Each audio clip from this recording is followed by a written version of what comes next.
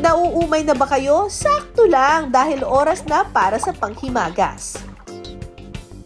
Isa pa sa ipinagmamalaking produkto ng Ormoc ang tableya na gawa sa lokal na kakao. Nakakatuwa talaga dito sa Ormoc kasi ang yaman-yaman ng kanilang kalikasan. Meron silang lugar na maraming vegetables, meron silang lugar na maraming seafood, meron silang pineapple plantation. Tas ngayon, tingnan nyo naman to! Look at this! Meron silang plantation ng kakao. Perfect sa paggawa ng chocolates. Ay, ngayon lang ako nakakita ng ganito karaming kakao na bunga. Oh, grabe, oh. Grabe. Wow. Hi, Sir Noel. Hi, Sir Noel. Si Sir Noel ay taga Alto Peak. Hi, ma'am. Hello po. Kumusta po? Sila yung mga taga Alto Peak. Gumagawa sila ng purong-purong chocolates. Opo. Tama? Oh my gosh! So, kukuha tayo ng kakao ngayon. Sige po, mili tayo ng hinog na Ng hinog. Paano natin malalaman yung hinog? Ayun po, nag-iba na yung kulay. Ay, ayun no! Teka ha, alam natin yan. Kasi yung kakao na hindi pa hinog, medyo maroon pa ang color niya. Pero kapag hinog na yung kakao, tama ba sir? Orange na? Pag orange pa. At saka ang laki na niya! Eto oh, look at this! Pwede na itong i-harvest? Pwede na po. Yan! Wow!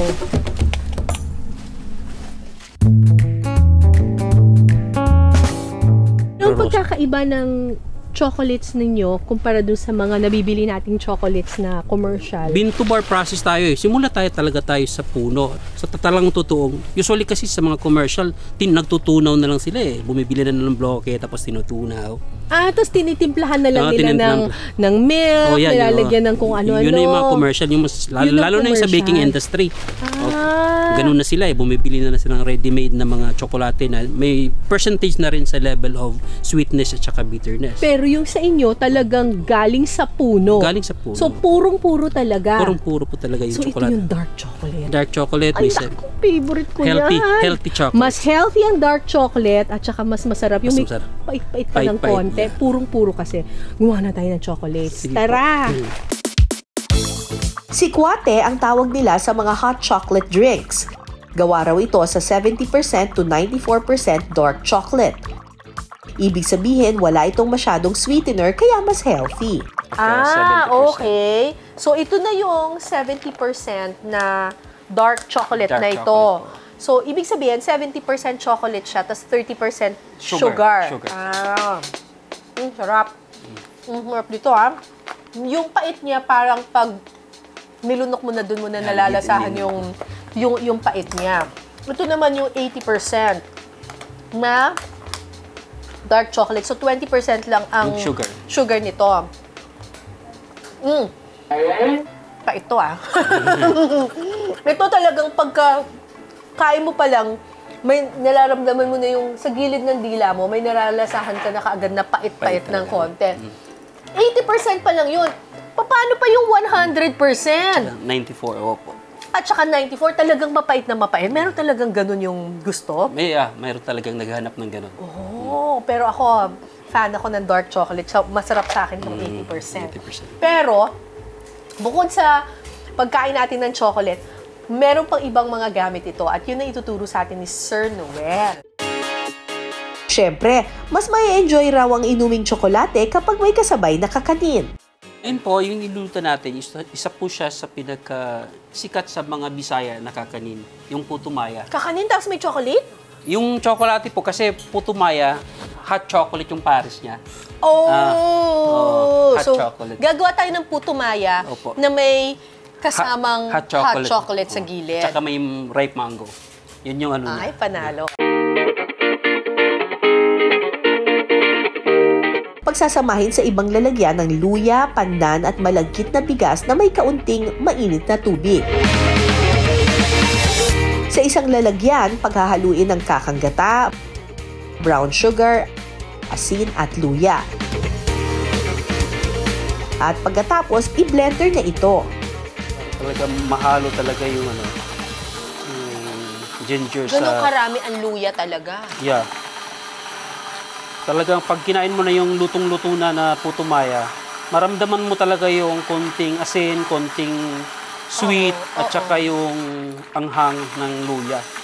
Mamaya sasalain natin siya, yung parang ano niya, byproduct niya, isasama natin dun sa pagpakulo. Yan pala yung puto maya. Kala ko puto yung puto. Ano ba yung puto maya? Parang Thai sticky rice, yung sa Thailand. Pero sweet kasi yun eh. Sa atin talaga yung local version, mas yung savory sweetness parang maghalo eh. Sasalain ito at pagkatapos, Huwag niyo pong itatapon yung luya na pinagpigaan kasi po pwede pa yan isama dun sa Dito sa po siya. tubig na pang steam. Yeah. isasalang na sa steamer ang malagkit na bigas. Isi-steam ito sa loob ng 45 minutes gamit ang gata mixture na ating ginawa. Habang hinihintay itong maluto, gagawin muna natin ang sikwate na mas lalo pang pinaespesyal. Pero minsan ang tawag dito ay Chocolatera. chocolatera, di ba? Chocolatera. So, nilagyan na natin ng tubig. So, hindi na lang natin. Tubig pa lang laman yan. Tubig pa lang po yung laman. Oh. So, meron tayong tubig dito. So, lalagyan lang natin ng... Yan yung purong-puro. Purong-puro, 100%. 100% chocolate. Chocolate po siya. O tableya tawag sa Bisaya. Tableya. Malapit na siyang kumulo. Ganunin lang natin. Tutunawin ang tableya sa chocolatera gamit ang batirol o wooden whisk. Lalagyan ito ng kaunting asin at brown sugar. Lagyan natin ng konting gata. At imbis na gatas ng baka, coconut milk o gata ang ihahalo natin sa ating sikwate.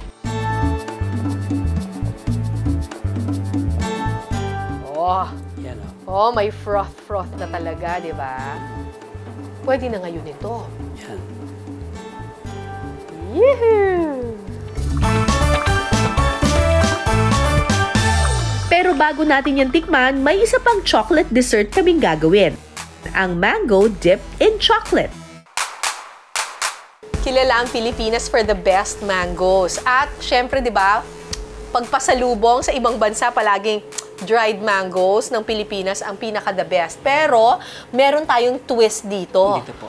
Kasi hindi lang basta dried mangoes ang ipapasalubong po ninyo, may chocolate. May chocolate. Dark chocolate. So, paano po mangyayari? Tempered muna natin ng konti to.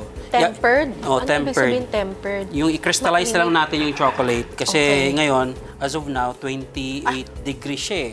No? Akit lang natin ng 30 degrees. Pagkatapos tunawin ng chocolates, ididip na natin ang ating dried mangoes.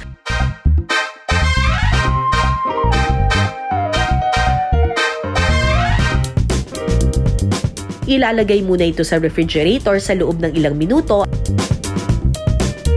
At pagkatapos, pwede nang tikman ang healthy dessert na ito. Ito na ang tradisyonal na merienda ng mga taga-Visayas. Diba? Puto maya at mangga. Tapos, tsokolate baterol. Tikman muna natin itong dried mangoes dipped in chocolate. Harap.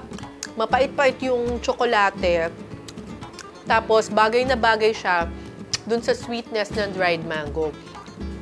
Kasi minsan, di ba yung dried mango, parang after a while, parang, ay, ang tamis-tamis.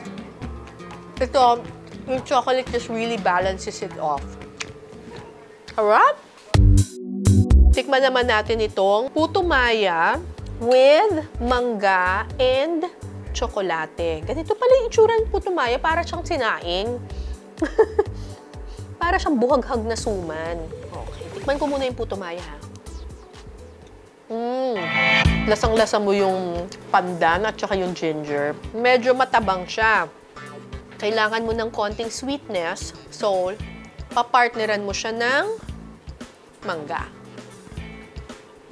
Ayun. Perfect na.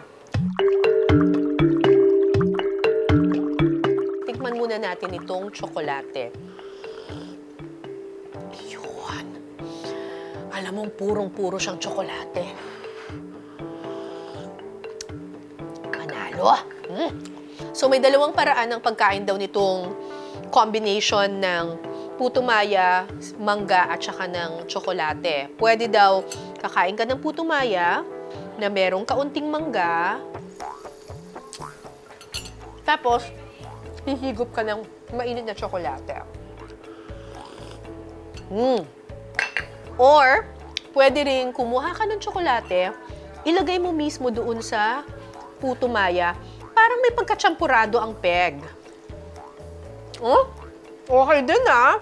Nababalanse siya ng matamis na mangga. Perfect na merienda.